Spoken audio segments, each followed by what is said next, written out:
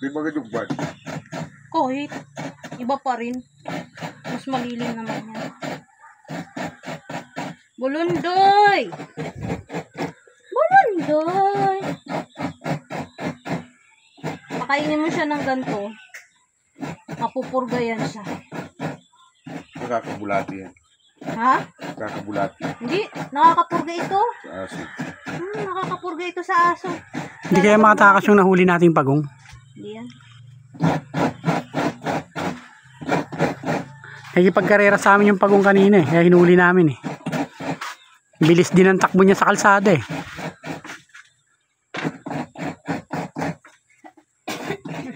Ay, bitsin pala. Nalimutan na. Yan, kasi pa yan.